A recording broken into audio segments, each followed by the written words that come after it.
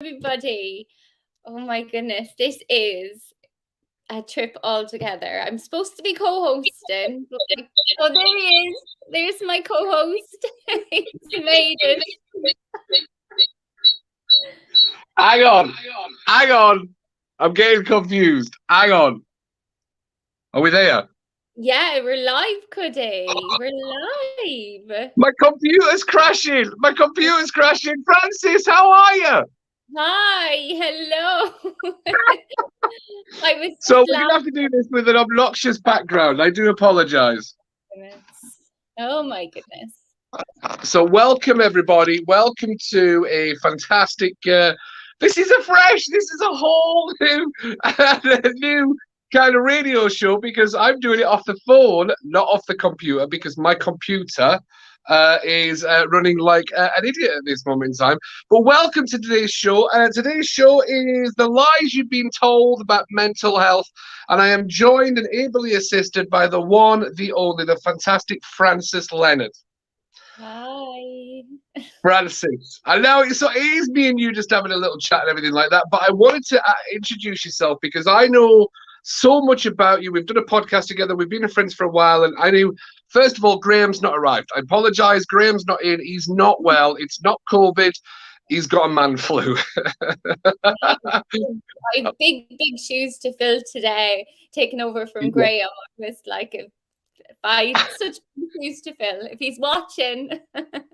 Hey, bless him. He's got man flu and he's all rested up. But Francis, just to introduce you to our listeners, you are actually, I'm gonna give you a bit. I've been writing a profile for you. I've got a script for you and everything. You are a mum. You are a public lecturer for Marissa Peer, the UK's #1 therapist and coach. You are a female and male empowerment coach. And this is Francis Leonard. First and foremost, you are a mother. Introduce yourself, Francis. Yes, exactly as you said. And I am so passionate. One of my biggest passions actually is men's mental health, men's empowerment. And I think men need to talk. Like, I really do believe men need to talk. I've seen so many men who have struggled, who have ended their lives prematurely.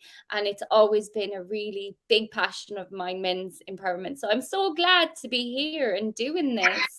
And I'm so glad that this is all set up the way that it is, because I think it's really, really important. Absolutely. So, I'm really loud. I want two sisters. Cena, which one should I turn off? Oh, bless. Stick to your phone. Right, thanks, Cena. So stick to my phone. Right, so that's what we're going to do. We're going to stick to the phone today. Look, thank you for being in, Francis, and I mean that sincerely, genuinely. Thank you for being in. And you are absolutely right about mental health. And today's subject, I know we had a little bit of a discussion before we got into it, was the most important thing is the lies we've been told about mental health and why they're not true. Now, we had a little pre-chat before coming on to really discuss and deep dive this, and it's about the beliefs that we have and how they start affecting us and how they create worry and fear in our minds and in our lives, and that's how they manifest. And we wanted to touch on, because it is a bold statement, and we have tried to start finding some bold statements for our show titles so that we can really, really try and get as much traction and as many people into the show as possible. So, Cuddy, can you rotate your camera? Stick to your phone. Just rotate your camera. Right? Is that better? Let's see if that's better. Okay, perfect. Have I rotated upside down? Yeah, that did not work.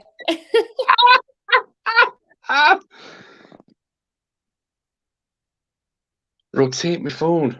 Cena, I have no idea what you're talking about. So that was the show title, is the lies that you've been told about mental health. Now, Francis, we chatted about this, and we were talking about those lies that we've been told about mental health. And before we go any further, because I know your story, will you talk to our listeners about the challenge that you had when you were a mother, a brand new mother? And this is not just for mothers, this is also for parents, men as well. When you first went through, and I'll talk about one of my clients I'm working with right now as well, about the stigma of mental health. But talk to us, Francis, about what you went through. Yeah, that it is one of the things. It's just a belief that I had. If I wasn't being the best mother, because I struggled with mental health. I really struggled with mental health, especially when my youngest was very, very small. I had a really, really dark period when she was about 3, 4 years old. He's gone. But anyway, I had a really, really dark period then when she was about 3 or 4. I remember it was a numbness came over me, and I didn't go and get help because I thought that if I went to get help, my child would be taken on me. I thought, this is really, really bad. My child's going to be taken from me. And that was just a belief that I had. And I was afraid to ask for help for a long time. I thought that. And I was drowning. And I could not look after her. I was not capable of looking after my child. Because of the mental health. And I am so glad that a lady, she looked after me. She seen what was going on, and she kind of took me aside and was like, we look after you in this. Oh, we're more worried about you than anything else. So I managed. I was very lucky to have people around me at the time with that. Yeah, but that was one of the beliefs that I had, that if, as a parent, that if we're having struggling with our mental health, then our child is going to be taken away from us. And where did that belief come from? Because that's one of those truths about mental health that's not real. Yeah. There's such a support system now for new parents going on that actually the child gets protected and the parents get the support to make sure that everyone. So where did that belief come from? Because this is the beliefs that we're going to be talking about. And I've got loads of beliefs that I'm going to rattle out through the show as well. And Francis, I know for a fact you'll be like, yeah, I've had that one. I've had that one. So where did that belief come from? I'm not even sure. I think it's just a society thing. It's just really is a society thing, because you're struggling and you're doing really bad, and you're like, well, if I can't look after my child, then what other options is there? Someone's going to take her on me, instead of someone's going to help me, and someone's going to support me, and someone's going to build me back up. Someone's going to be there for me while I get my life together, and I can do that with my child. I just had this. It must have come from society telling us that if you are not able to look after your child, if you're not in a position to look after your child will be taken away. Yeah. Mm-hmm. And that must have played. So I will go back to, because I think that's fascinating. It sounds like that you had just a thought about it, just a simple thought. Oh, if I've got bad mental health. Even that belief that we create ourselves, we set in stone and it starts becoming real. And that wasn't even real or a belief that maybe came from somebody else. It's just those. And this is what I've been dealing with a lot with my clients recently as well, is because we have a thought, we think it must be true. That's it. So if that thought process comes in, and that little conversation, I call it the monkey mind. People call it whatever they want to. But when that monkey mind goes off, yeah, but if you've got bad mental health, you're going to get your child to off you. That just starts germinating. What? And you've got this conversation going on with yourself. What? What do you mean? So you've got this internal conflict going on. So absolutely, 100%. That's one of those beliefs. And that's what we're going to talk about in today's show. We are going to absolutely rattle off as many. And in the chat, I think you might actually be able to see the chat better than me, Francis. So Veronica said hi. I'm going to say hi to Veronica. Oh, I see them now. I can see them. Yes. I don't know if I can see the other chats, to be honest with you, without coming. There we go. It's just I've got a bad connection with it. I don't know if it's my computer that's too full or it's my internet that's playing up. So that's the only reason. I'm on Wi-Fi now, which is a better connection than my computer. So Sina, the stare, right, so let's have a look at this. It's fear because they make you feel that help isn't available and that we are not capable. Now, fear does play a big part of it. Veronica's 100% right. That fear does play a big part in it. And that's those conversations that we have that go on. So throwing out another one of those lies about mental health you'll have to cope with it for the rest of your life. This one got me earlier because I went to the doctor. The last time I went to the doctor over my mental health was about 2 years ago, and he told me I had chronic depression and that I should not come off medication ever. This is what he said. He says you should always be on medication. And I was like, what? Always on medication? I took the medication for a month and I've got really, really sick with it. And I was like, there has to be a better way than this. There has to be than to take medication for the rest of my life. I was not buying that. That's what he told me. Absolutely. And that's, I will talk about some of the stigma. And I was going to make a post. I'm going to make a post in my Facebook group, which is let's get off medication. Let's get on meditation. That's the post.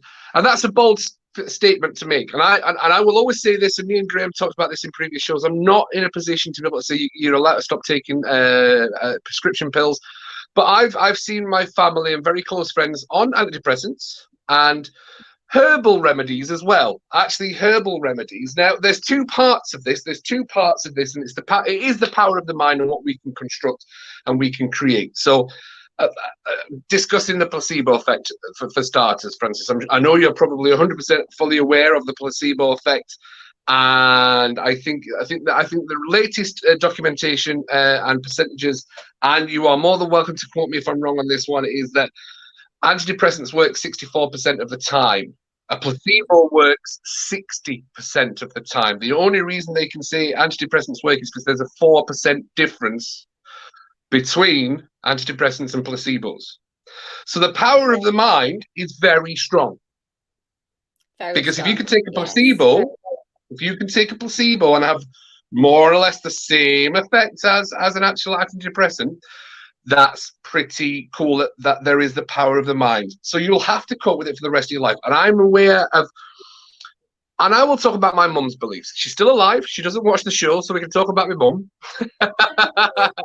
But my mum, and I now I'm very much aware of how beliefs are created. And there's a fabulous book by Bruce Lipton, which is The Belief of Your Life, The Biology of Belief by Bruce Lipton. And it's a phenomenal book about you actually can believe yourself into better states and better emotional states. And 100% I agree with that. And I've seen my mum battle with anxiety her entire life.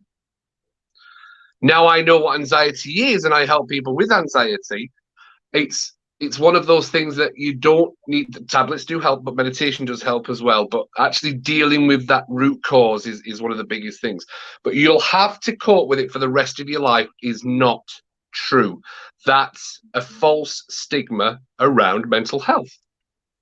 Yes, definitely. There is more and more things coming up in the last even few years. There's more and more, meditation is becoming more talked about. It's becoming more mainstream than it was a couple of years ago, and people are more accepting of these things than the time 10 years ago even.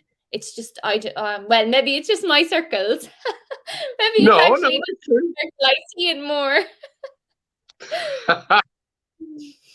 No, meditation I'm a big fan of, and I've talked about that. It's once you start to learn how to really misdirect those thoughts and become the master of those thoughts instead of the thoughts mastering us, which is what happens. You really can.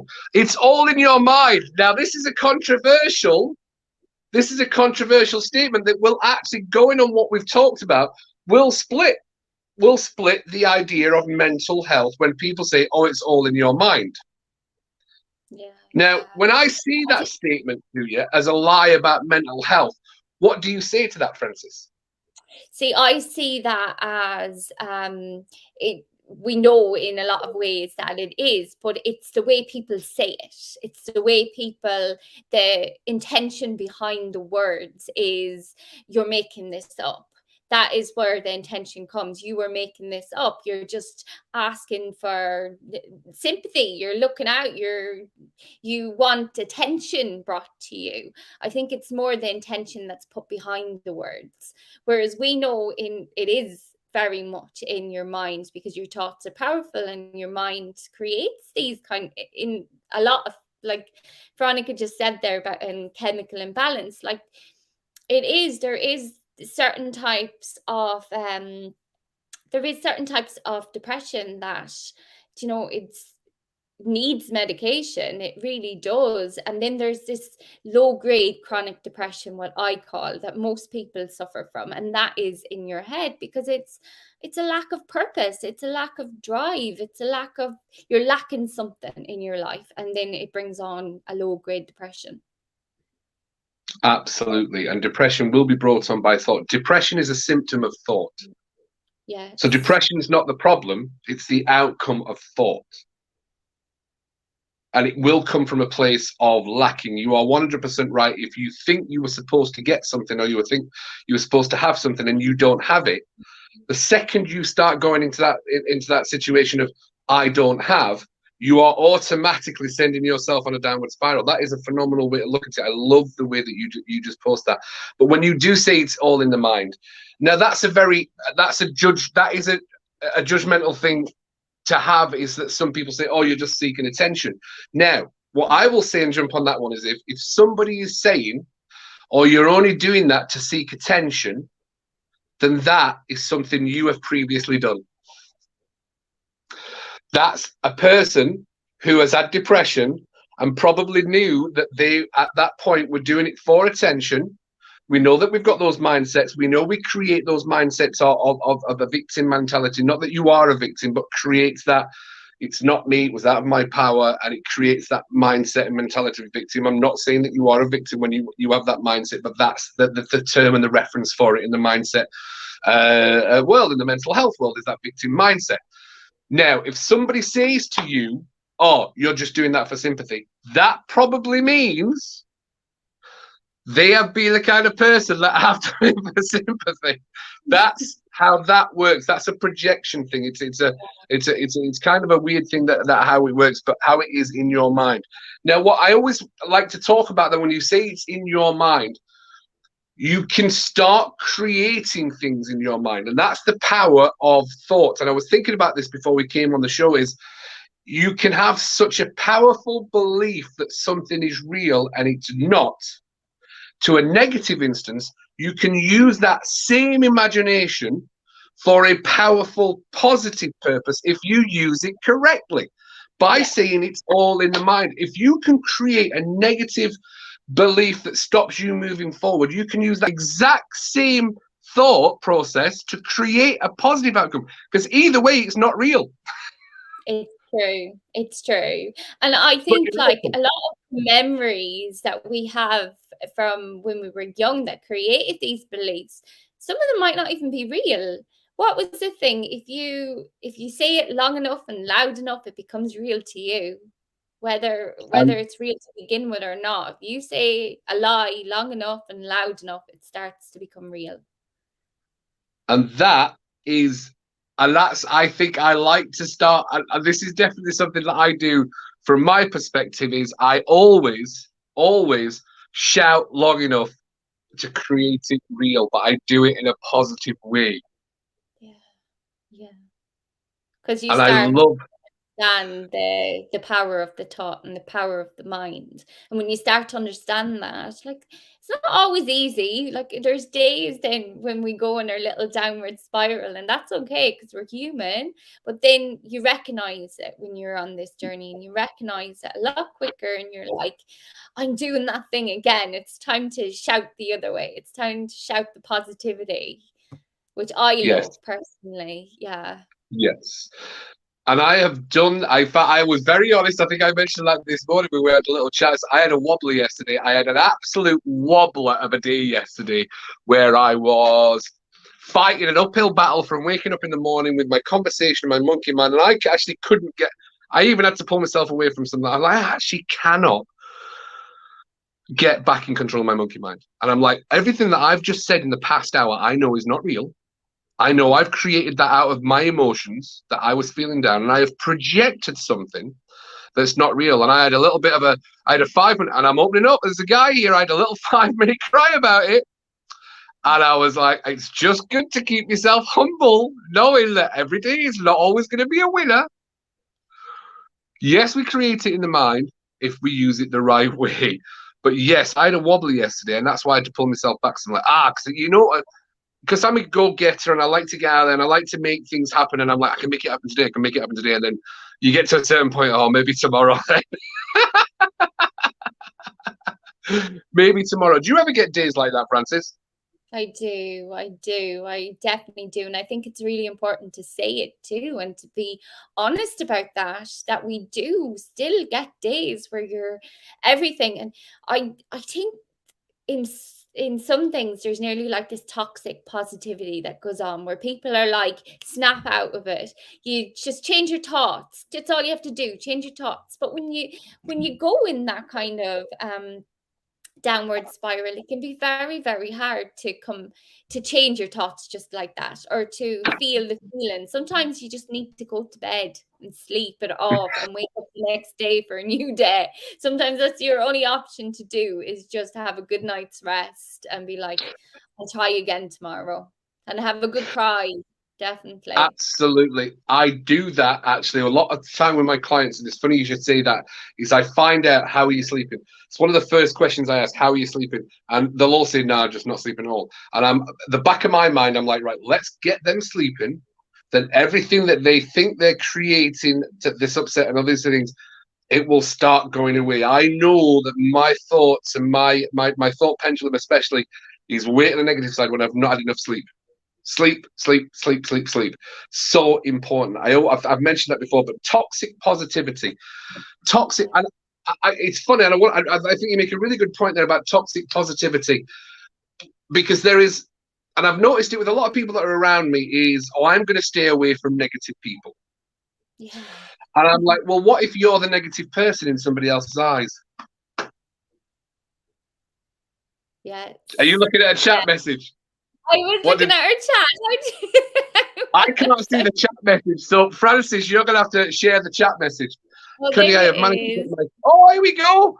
Cuddy, I have managed to get my son out. He came with me and visited his granny. Also, another to buy a gaming monitor for his Valentine's. But oh, Veronica, you got your son out. That's amazing.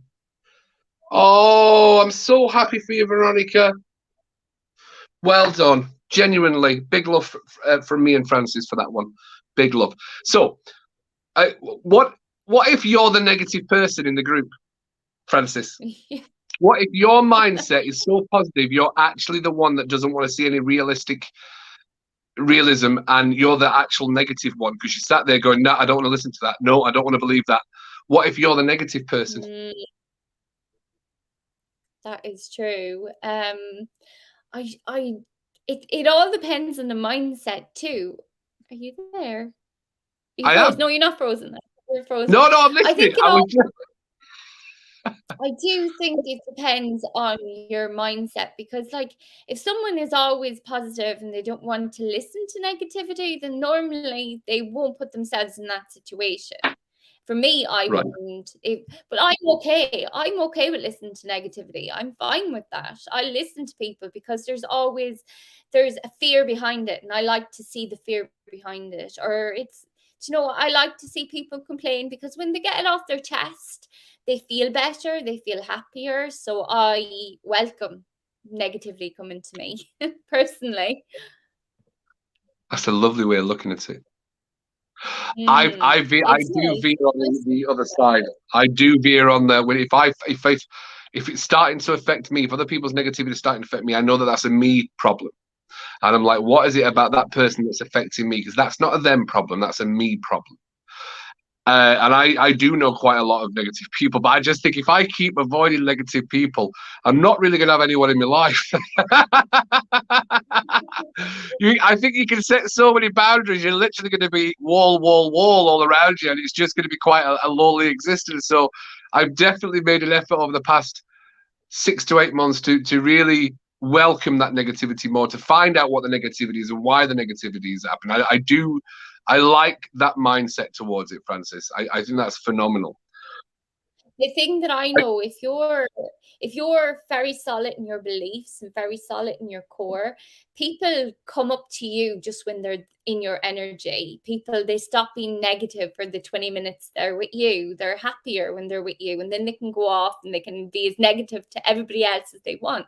But when they're with you, they change because you can't be shook. You can't be, you're just in your power. You're in your core. That's what I've always come to see, that people, they come up a level to me sometimes, which is very nice. I like that. That's very, very nice. So one of those other that this is very common, and I know it's common because when I'm talking to my clients as well, it pops up an awful lot. I'm broken or I'm damaged. A mental health belief or a thought process that people have: I must be broken, or I'm damaged, or it's just me. Can't be everybody else. Yeah. That's a mental health lie. If you've got a mental health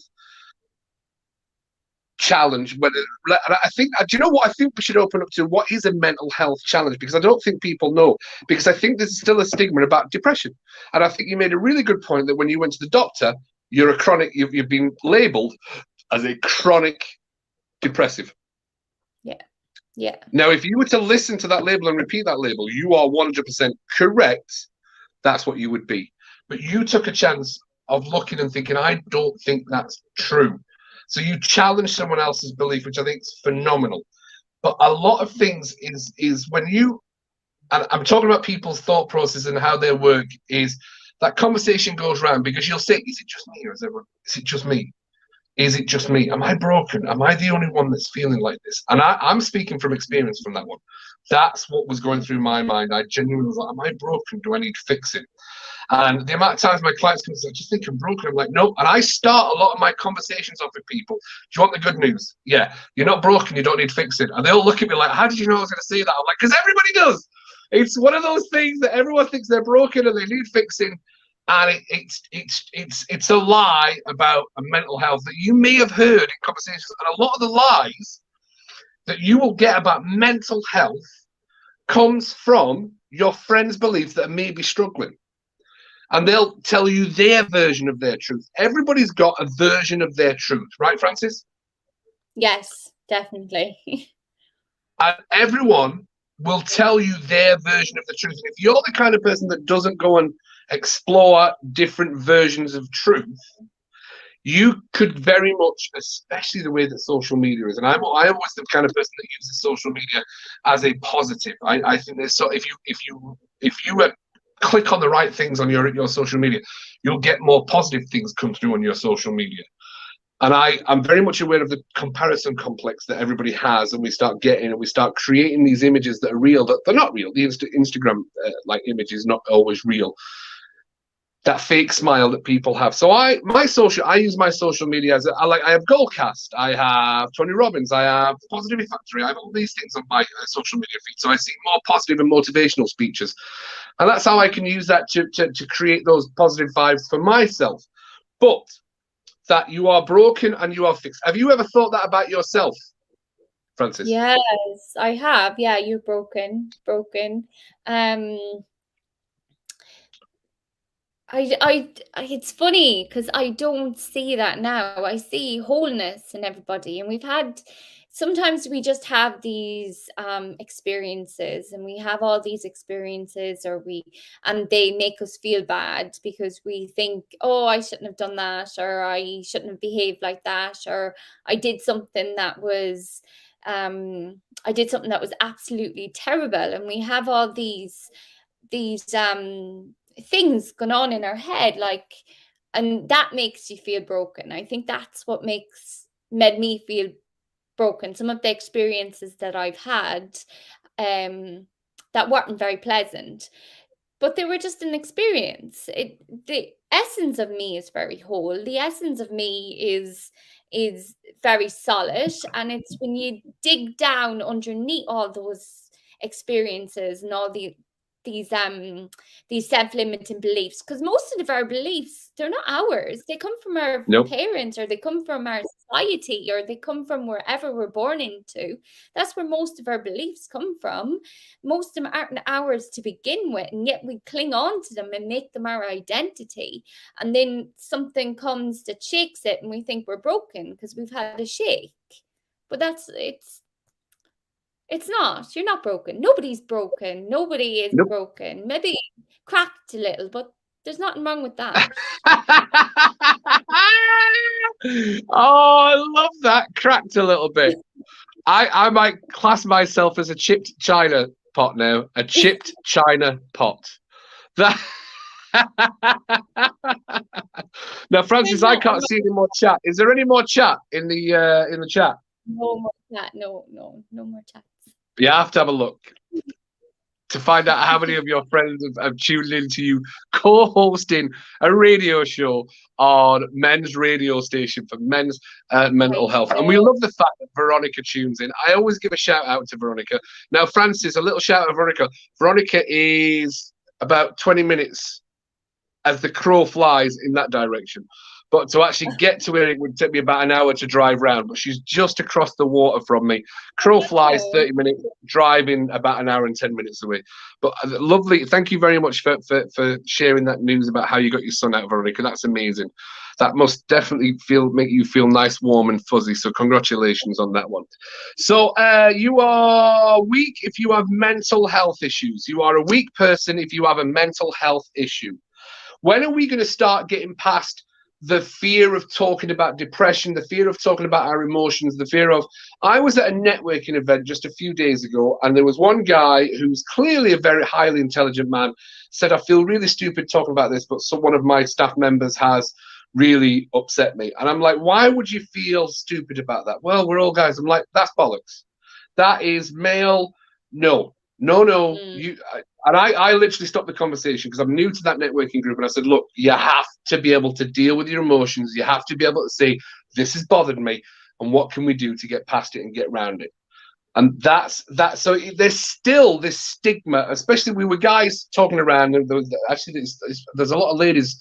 In fact, the lady is a leader of the entire networking group and stuff like that. But it was just as the guys were talking, and one guy, lovely guy, just chipped in and said, not a you problem, move on. And I was like, hang on a minute, no, give the guy the space to talk about that. You're just giving us your point of view. Let him have his. I always feel like I'm the intermediator when I go into conversations and stuff like no, you've got to start creating these open spaces to be able to talk about things so that you can work through things. Yes. And it's funny that you say that, because I think that any good coach creates space. They create just spaces in conversation, or gaps in conversation, or things like that. I was only thinking about it today because I was thinking about coaches that I've been with that are nearly afraid of creating that space. And as soon as someone's near a breakthrough, they close it down and they're like, oh. So there's my daughter. My daughter's watching. Hi, Hannah. Is she called James Judge? No, that's my partner. Oh! Oh, that's hilarious. So your partner's called James Judge? Yes. Your partner's not Judge Jules, is it? Because he's a DJ. Is he Judge Jules? Tell me you're not dating Judge Jules. He's a legend. I'm like, how is Francis that kept that away from me? She is dating Judge Jules. I cannot believe it. Is your mum watching? I don't know. Are you watching, Mother? That's absolutely fantastic. I love that. That's brilliant. Why is there still this stereotype of depression? So because I always think if I can use stories of some of my clients, it makes it more real and it makes it more relevant. And I never mention people's names, but it's that fear of, and it does come from fear. It's that fear of going to the doctors. So I was talking to a friend today about something. I've not seen him for years, and I was talking about it. And we said, when we went to the doctors, and I said, look, I've got all these conversations going on. I think I might be bipolar because I've got this naughty, good vibe, just going, genuinely thinking I thought I was bipolar because I'm like, I've got this conversation, this can't be normal.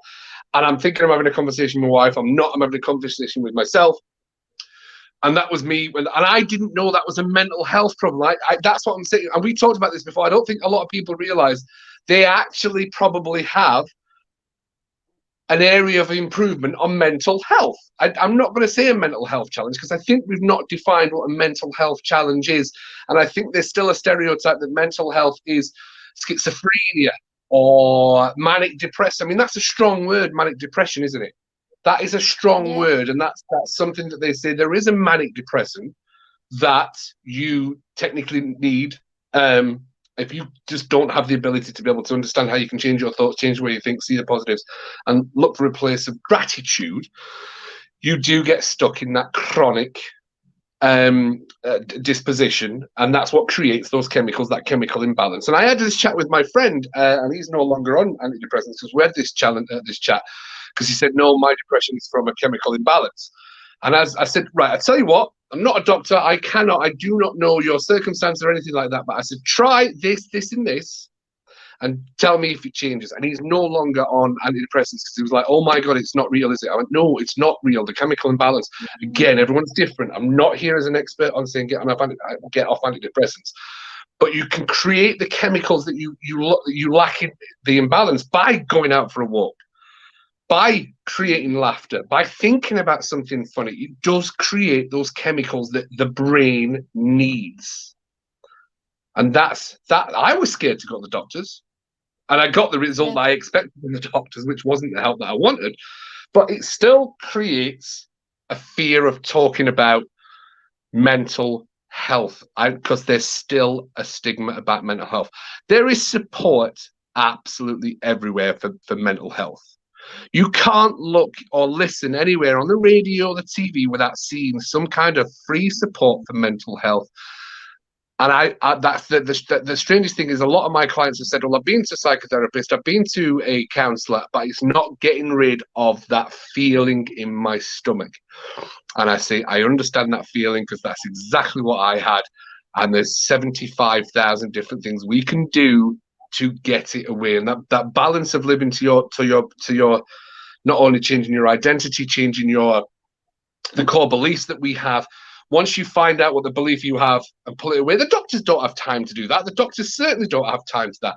But if you do keep repeating that story, yes, you're going to get the same effect.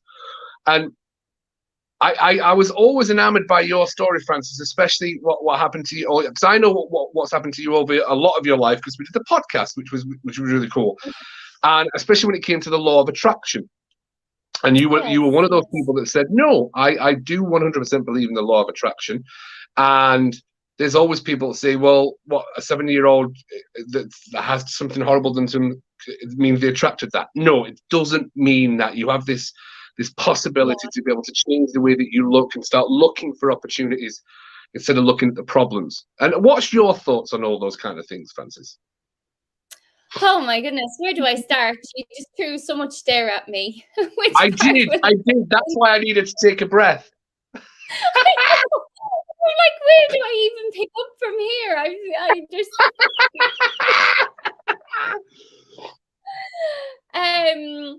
oh my goodness.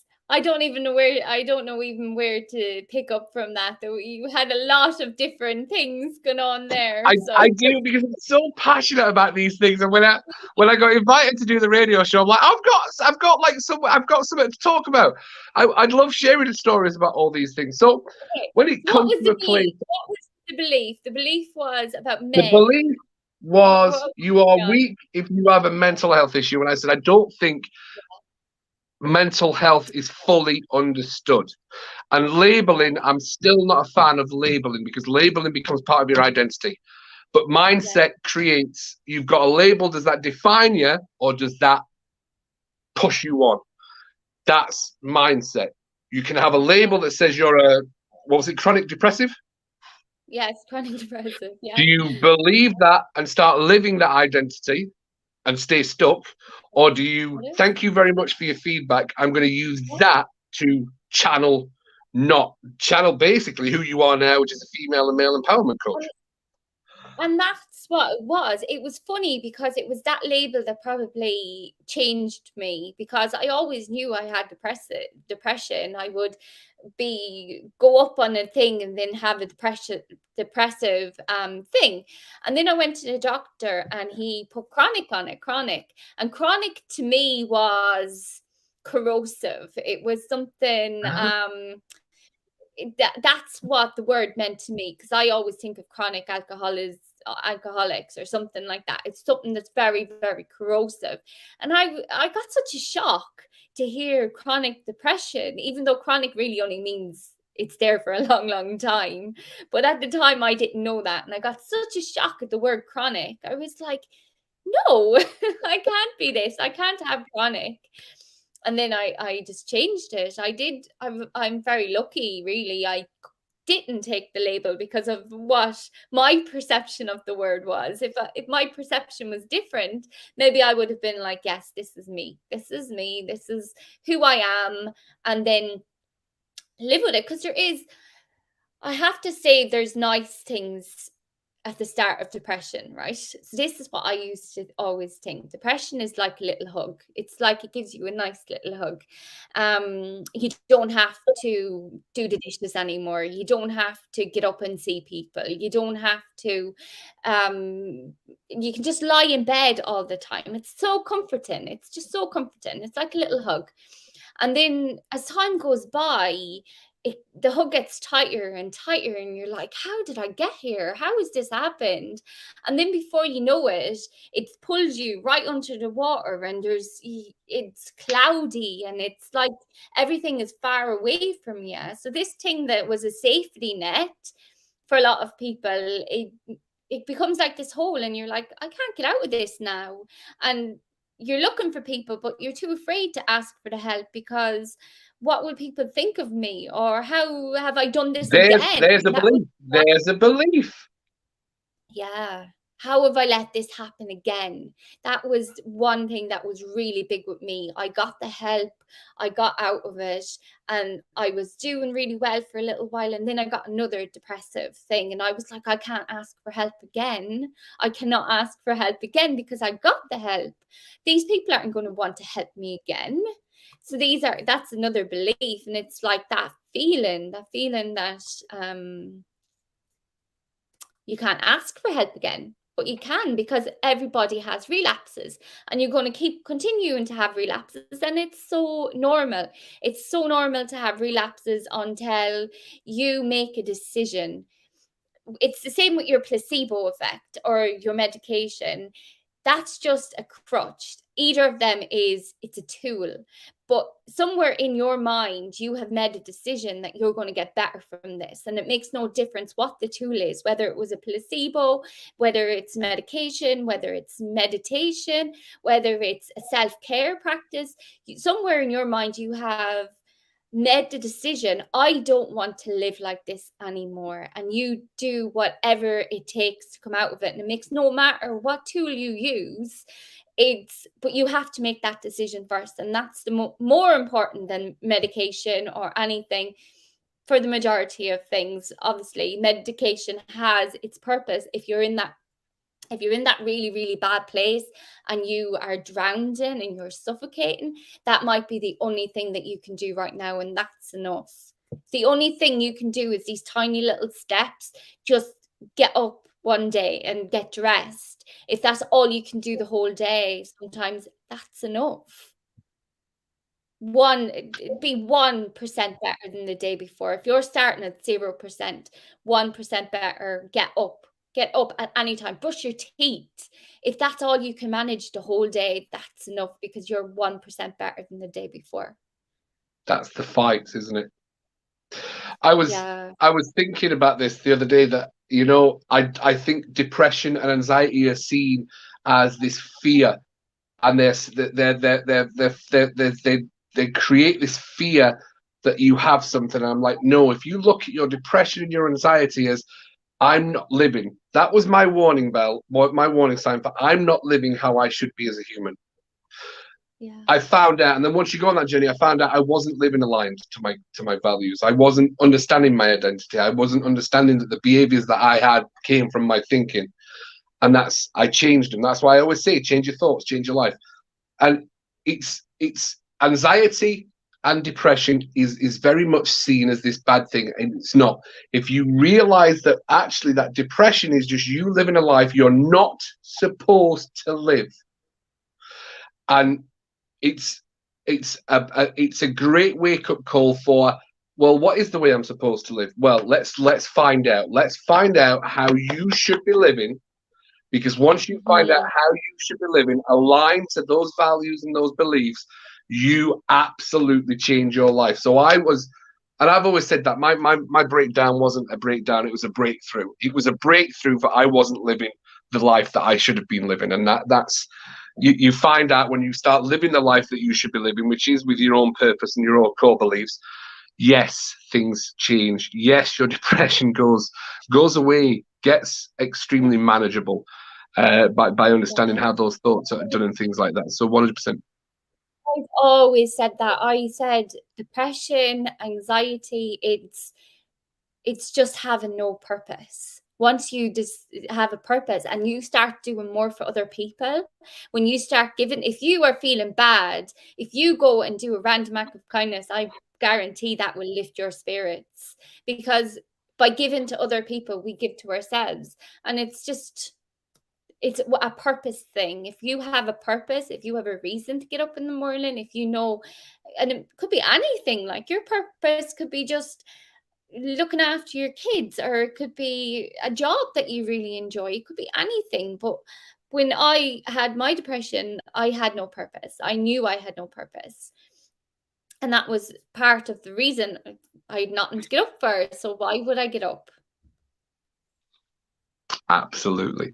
Goal setting, and I've had this conversation about, once you have a few goals and you have a vision of what you want. Mine, and it's only just been recently, but mine was understanding my why.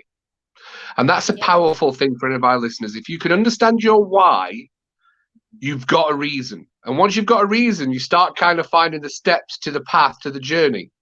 And it is an old cliche, but my why has always been me and my wife being together. That's my why. It's a simple why.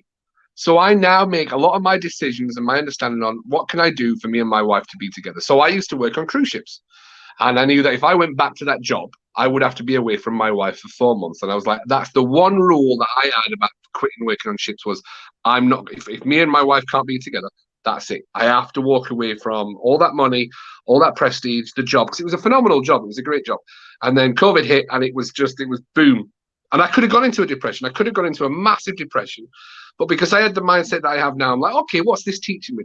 What is this teaching me now? What can I do to benefit from this? And that's when so I said, what's my why? My why is a simple, and it's written on my board. Behind here, there's a board, and there's one in my bedroom. That's what's my why. And it's just me and my wife together. That's it. That's the only why I need. And I make all my decisions based around that. And it simplifies everything in your life by understanding your why. So for anyone, understand your why. Ask yourself, well, what is my why? What is my reason? What is my purpose? Because once you realize it's not about you and you are doing it for somebody else, you will absolutely start changing the way that you think. And by asking those empowering questions to yourself, you 100% change the way that you think. You create a different meaning. And the show is called The Meanings of Life. And that's what hopefully helps. Can you see any comments, Francis? Carrie is right in. She says about when there it is popping up. That's so handy. Hey, Carrie. Yeah, so when you decide to do it because the pain of staying in that state is greater than the pain of moving forward, that's when you make the decision, because you have reached your rock bottom, and your rock bottom can be anywhere. Like, it really can.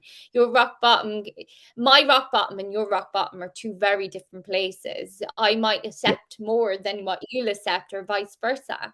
We don't know, but it's only when you reach your rock bottom, you are like, no, I have to change this.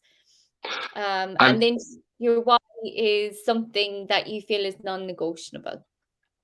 That was that was completely. And Carrie, I know me and Carrie are good friends. Carrie's going to be like, why am I not on the radio show? Carrie, you're more than welcome to be a guest on the radio show. It was what Carrie says there is very, very true. There's going to be pain either way. So it's when you figure out that the pain of moving forward is going to hurt less than the pain of staying where you are. That's when you make the decision to move forward, because there's pain either way.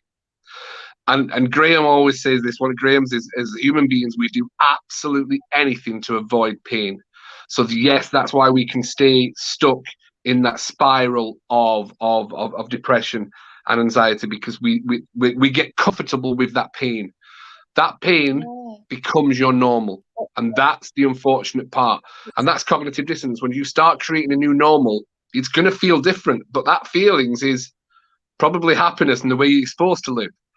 So that's that little barrier that gets put around you that stops you moving forward. But Carrie's completely right there about it's when you realize that the pain of moving forward is going to hurt less than the pain of staying where you are.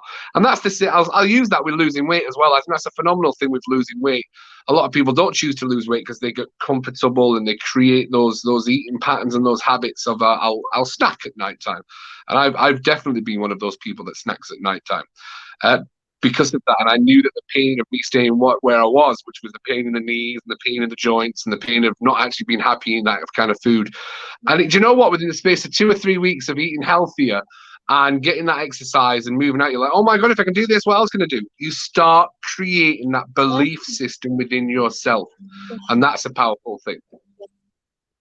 It is, and it is to really, sometimes you have to start small. I was only saying this the other day. I used to give myself these big, massive lists to do during the day, like these big, massive lists that I probably couldn't have accomplished. Like, they weren't big, small tasks, they were big tasks, and I might have gotten 1 or 2 done. And then at the end of the day, I'd be berating myself. I'd be like, oh, you're so lazy, you didn't get all that done or whatever. And now I give myself these tiny little tasks to do, and when I do these tiny little tasks, I celebrate myself. It's like, oh my goodness, I cleaned out half of the fridge, this is amazing.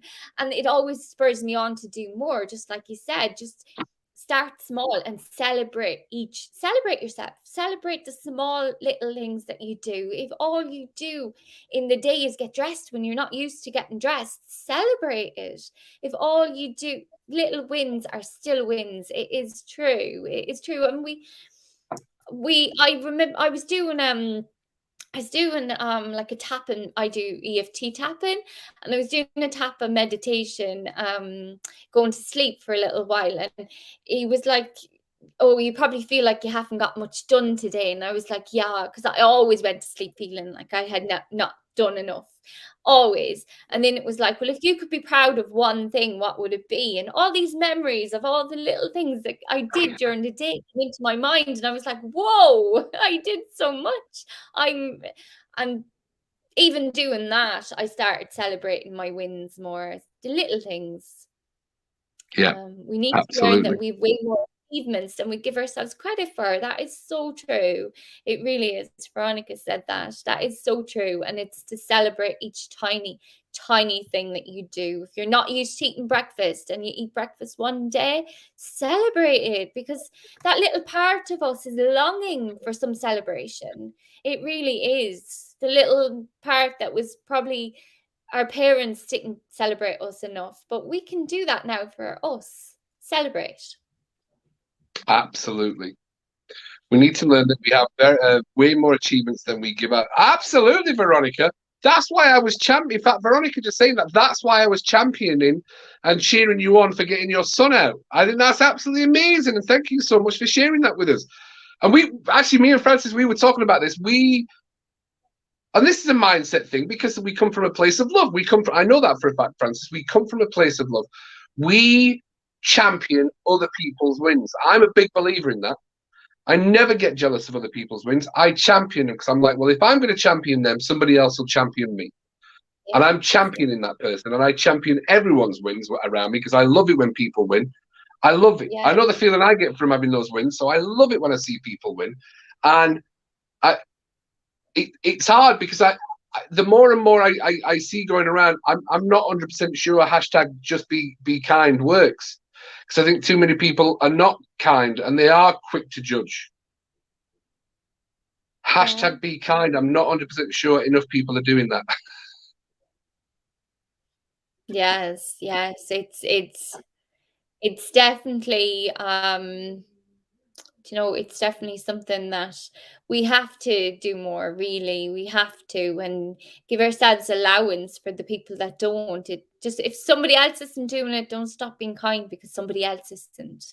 That's what I do say to I'd say that to my daughter all the time. I'm like, well, if they're not being kind, it doesn't mean you don't have to be. Or, you know, be you in every circumstances. If somebody else isn't, leave them to it and be kind anyways, or be happy anyways, or be proud of yourself anyways.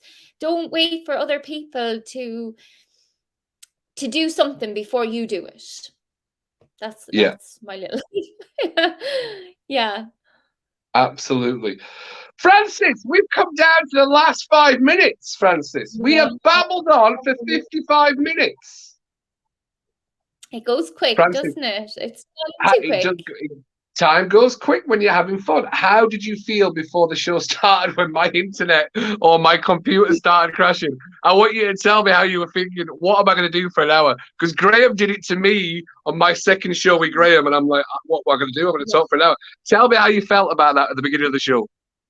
Oh, I was just laughing. I thought, this is hilarious. I'm stepping in for Graham, and that's big enough shoes to fill. And then all of a sudden, you're gone, and I'm like, I'm only supposed to be co-host here. I'm not like taking. Oh my Honestly, goodness. I've loved it, Yeah, Francis. Thank you. it's been Thank you fun. It's so much. always fun with So, you. how do our clients, how do our lovely listeners get in contact with you, Francis? I know it's Northern Ireland you're in, right?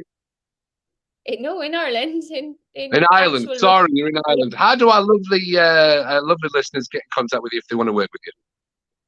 Oh, if anyone wants to, I'm on Facebook under Francis Leonard, and I'm trying to get my head around Instagram, so that'll be up and running soon. So if anyone wants to look for me on Facebook, I love getting friends requests. I absolutely love it. I love more friends, the better, in my opinion. So Absolutely fantastic. I'm going to send out some love. And I said this in a message to Graham when Graham messaged me today. I said, Graham, I'm not going to send you positive vibes because it doesn't cure a cold. So I'm going to send you a virtual hot water bottle and Lemsip. And he did laugh from that. I said, look, I'm just spreading the love, not COVID. And he laughed at that as well. So I'm sending out some love to Graham. Get well soon. It is man flu, and it will wipe you out because I had it last week as well. It's horrible. Have you had the new cold that's going around? It just starts in the throat, and then you're just bunged up, but you've still got a cold, and you're just going on, and you're just like, I can't sleep at night times, I can't breathe, and it's just like 3-4 days of just absolutely feeling getting wiped out. But I tested every day; it was just COVID. Not just it was just a cold. A cold. It was just a cold. So, look, for anyone who's listening, you are more than welcome to join the Facebook group Monkey Mind Relaxation. I am a mind management coach helping people past depression, anxiety, stress, overwhelm, overthinking, and finding purpose. A couple of my clients recently have been asking to create better habits in their life. So I've been creating habit plans for them so they can manage their mind and their emotions a little bit better. So that's what I've also been doing. And the next mind management course, which is extremely affordable, 6 weeks, is coming up in March the 7th. So find out the details in the Facebook group on Monkey Mind Relaxation to get as many people their mind managed best as possible. Learn something new and get you moving forward. It's a phenomenal course. You are more than welcome to join in. So that's a little bit about me. And as always, because it's Graham and I's show, I will talk about Priority Academy, making people the priority. If you go to thepriorityacademy.com and you can check out all those affordable courses to really get you moving forward, and you can become quite literate and professional in many, many areas you want to, even emotional intelligence, cognitive behavioral therapy, NLP, and life coaching. Graham is the man, making people the priority. Francis, do you have any words of wisdom to lead out the show? I'm going to give you the big finish of the show. What words of wisdom, based on the lies you've been told about mental health? You've got 60 seconds. Go. Oh my goodness, no pressure then.